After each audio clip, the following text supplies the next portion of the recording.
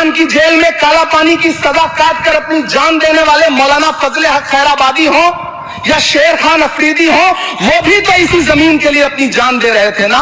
पाकिस्तान के खिलाफ लड़ते हुए अपनी जान देने वाले महावीर चक्र विजेता ब्रिगेडियर उस्मान हो या पाकिस्तान के पैटर्न टैंक उड़ाने वाला परमवीर चक्र विजेता वीर अब्दुल हमीद हो, वो भी तो इसी जमीन के लिए अपनी जान दे रहा था ना। और मंत्री जी, मैं इस सदन में अलग ऐलान ये कहता हूं कि जब भी इस देश की जमीन को लहू की जरूरत होगी, आपसे 2 कदम आगे इमरान खड़ा मिलेगा, ये मैं आपसे यकीन दिलाते हुए कह रहा हूं। अस्सलामुअलैकुम रहमतुल्लाहि वबरकातुहू। जी हाँ दोस्तों, मैं एहतिशाम निज़ामी कासमी। दोस्तों, इस वीडियो में एक बहुत बड़ी खबर से आप सब लोगों को आगाह किया जा रहा है।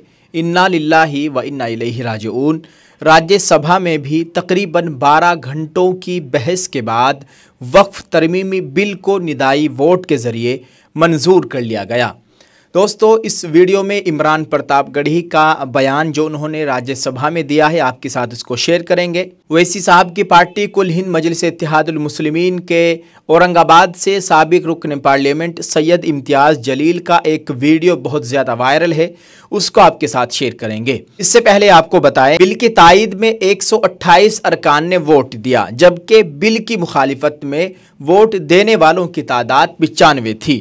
कबल अज़ी जुमेरात 3 अप्रैल को यौम राज्यसभा के मौके पर नायब सदर जगदीप धनखड़ के खिताब के साथ कार्रवाई का आगाज़ किया। अपोजिशन अरकान ने बिल की शदीद अल्फाज में मुखालिफत की है और हुकूमत पर बिल के ज़रिए मुसलमानों को धोखा देने का इल्ज़ाम आयद किया और बिल को उनकी वक्फ जायदादों को छीनने के मुतरादिफ करार दिया। कल वक्फ तरमीमी बिल को लोकसभा में 12 घंटे की तवील बहस के बाद मंजूर कर लिया, जो आधी रात से आगे चली गई। बिल को वोटों की तकसीम के बाद मंजूर किया गया, जिसके हक में 288 और मुखालिफत में 232 अरकान ने वोट दिया था। अपोजिशन की जानिब से पेश की गई मुतअद्दिद शिकों की नफ़ी भी की गई, जबकि अपोजिशन अरकान ने कहा कि इस बिल का मकसद मुस्लिम कमेटी के खिलाफ है। बीजेपी के अरकान ने कहा कि ये बिल सिर्फ जायदादों के बारे में है, ना कि मजहबी रसूमात के बारे में। आज राज्यसभा में भी वज़ीर अक़लियती उमूर किरण रिजिजू ने भी मुबाहस का जवाब दिया। इस तरह पार्लियामेंट में तकरीबन 27 घंटों की तवील बहस के बाद वक्फ तरमीमी बिल को मंजूर किया गया। वोटिंग के दौरान रात 1 बजे के बाद सोनिया गांधी राज्यसभा में आई। तकरीबन रात के 3-4 बजे के करीब इस बिल को मंजूर किया गया है राज्यसभा के अंदर।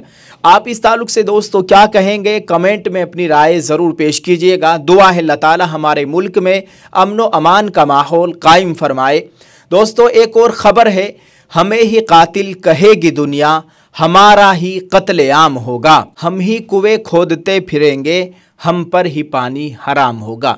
वक्फ तरमीमी बिल पर राज्यसभा में बहस के दौरान कांग्रेस रुकन पार्लियामेंट इमरान प्रतापगढ़ी ने बीजेपी हुकूमत पर बड़ा हमला बोला है। उन्होंने कहा कि साल 1947 में जामे मस्जिद की तारीखी सीढ़ियों पर खड़े होकर भारत रत्न मौलाना अबुल कलाम आज़ाद साहब ने कहा था कि मुसलमानों कहाँ जा रहे हो, ये तुम्हारा मुल्क है, यहाँ आबाओ अजदाद की कब्रें हैं। उस वक्त मौलाना आज़ाद की ये सदाएं सुनकर लोगों ने अपने सरों की गठरियाँ उतार कर रख दी थी। आज उसी दिल्ली में मौजूद मुल्क के पार्लियामेंट में एक बिल आया है जो हमसे इसी जामे मस्जिद की सीढ़ियों के सबूत मांगेगा।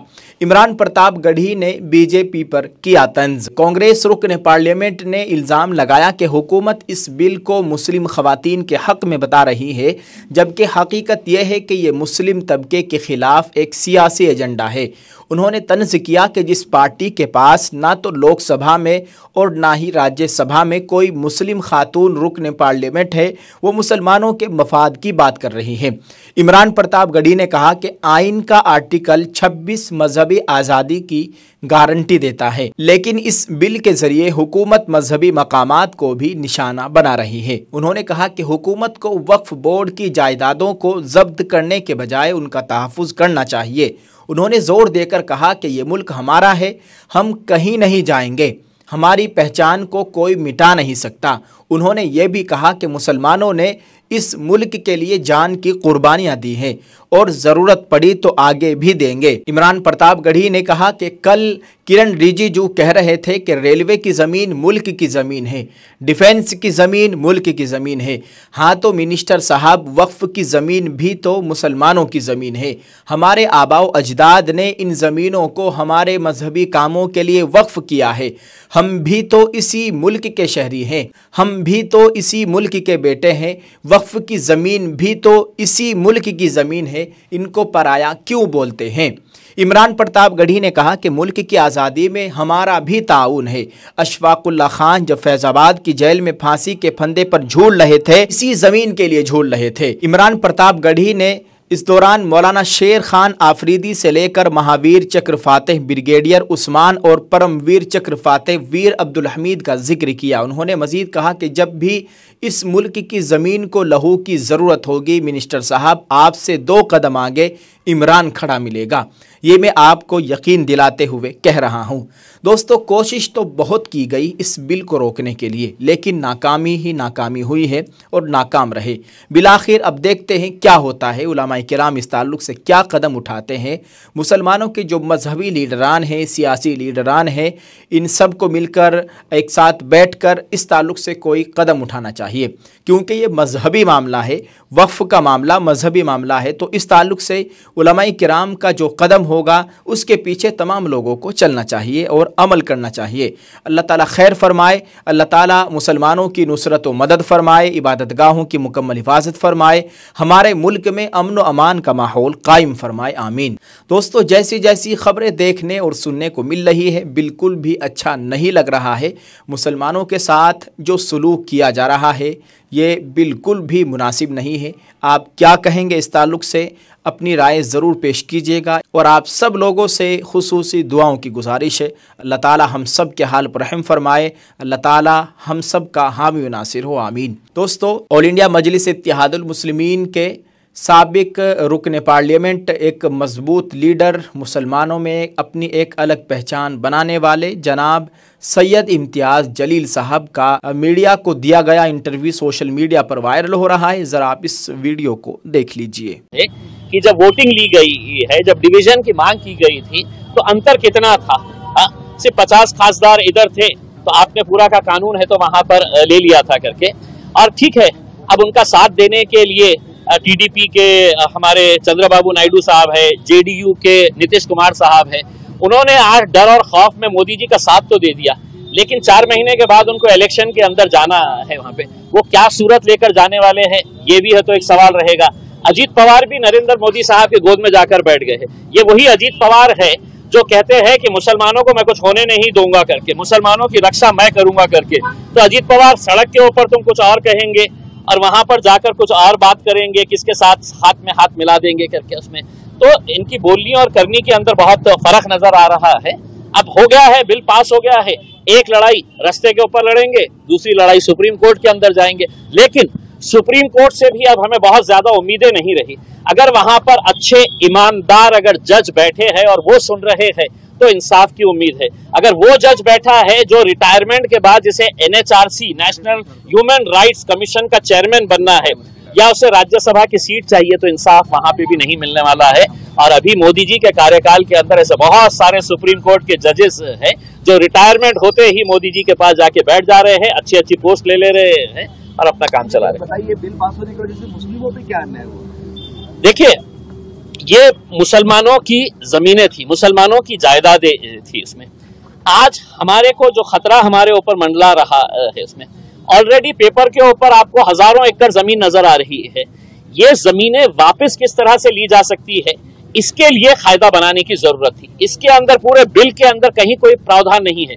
आपको ताज्जुब होगा अगर कोई मुतवल्ली पहले वक्फ की जमीन को बेचता है, वक्फ की जमीन को पहले बेचता है तो 2 साल की सजा और नॉन बेलेबल ऑफेंस था। अमित शाह जी ने इतने खुश हो गए हैं कि चलो मैं मुसलमानों को तो ये, लेकिन मेरी इनकी जमीनें जो बेच रहा है, तो 2 साल की सजा कम करके उसको 6 महीने कर दिए हैं और जो नॉन बेलेबल ऑफेंस था उसको बेलेबल ऑफेंस कर डाले है। तो यानी कि आप इससे समझिए, अगर आपको सही मानों में मुसलमानों की अगर मदद करना था तो आपने इस कानून को सख्त बनाना था। आपने पूरे मुतवल्लियों को, पूरे जितने भी बोर्ड के मेंबर धांधलियां किए हैं, उनको कड़ी से कड़ी सजा कैसी मिल सकती है, हम उसका सपोर्ट करे होते। लेकिन आपने उसको ना करते हुए उनको ये कहा है कि भैया अब तुम बेचो, जो भी बेचने का है, 6 महीने रहेंगे ज्यादा से ज्यादा, बाहर निकल जाने का। और करोड़ों रुपए की जमीन है, आप नासिक की जमीन ले लीजिएगा, आप औरंगाबाद की पूरी जालना रोड ले लीजिएगा, उसमें ये पूरा कैलाश पेट्रोल पंप, ये वो जितना भी है, ये किसकी जमीन के ऊपर है? नारेगांव के अंदर 80 एकड़ जमीन है, पूरी की पूरी जमीन है, तो आपने विवादास्पद कर दी है। अब कलेक्टर साहब बैठेंगे और बोलेंगे कि नहीं ये सरकारी जमीन है करके, और कलेक्टर साहब कैसा बोलेंगे? या तो देवेंद्र फडणवीस फोन करेंगे, ये जगह आपली आहे बोल, आणि त्यांना लढू द्या सुप्रीम कोर्टामध्ये, हायकोर्टामध्ये। तुम्ही असं आता बोलताना असं म्हणाले की रस्त्यावरची तुम्ही लढाई। जी हाँ दोस्तों, आपने इम्तियाज़ जलील साहब की तमाम बातों को सुन लिया है, देख लिया है। आप इन बातों से क्या इत्तिफाक रखते हैं, आप इस ताल्लुक से क्या कहेंगे, कमेंट में अपनी राय ज़रूर पेश कीजिएगा और इस वीडियो को ज़्यादा से ज़्यादा शेयर करने की कोशिश करें। अल्लाह ताला हम सब का हामी नासिर हो, हमारे मुल्क में अमन व अमान का माहौल कायम फरमाए। इस वीडियो के कमेंट में दोस्तों एक दुआया जुमला लिखते जाएं और इस वीडियो को शेयर करना मत भूलें। जज़ाकल्लाह। अस्सलामु अलैकुम व रहमतुल्लाहि व बरकातुहू।